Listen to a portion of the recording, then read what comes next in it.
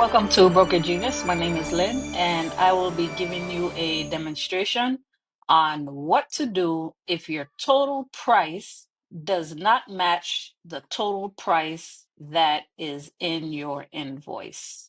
So first, what we'll do is we will compare the two.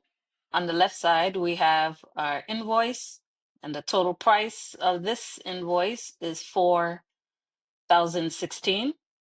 And in the middle section, we have our itemized item that was extracted from the invoice.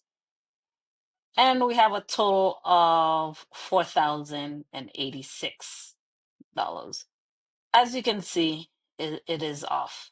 So what we can do is compare each item to make sure all the items are extracted by going line by line. So we have 240, 112, 48, 160, 72, 28, 28. We have 250.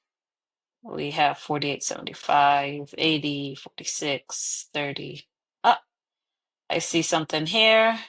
We're actually missing an item. We're missing this particular item right here. Two things we can do. We can include it because it's right below the 150, which is the poster boards. So we'll click on here to add a new line. We can add it here, or what we can do is extract again. We're going to extract again.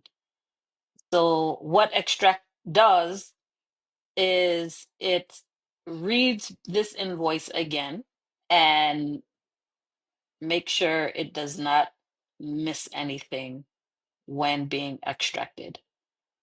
So let's extract again and see if we could get the total weight, the total price to balance. We'll do the text reader and let's see what we come up with. All right, now that is completed, we can close this window. You could scroll down to the bottom and there we have it. The total price equals the total price on the invoice.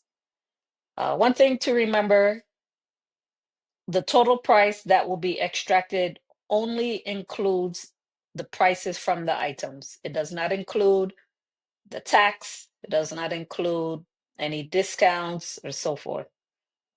This invoice just so happened does not have any taxes or discounts and so forth. So the grand total is the actual total price. So that's it. Thank you for watching, and I'll see you in the next video.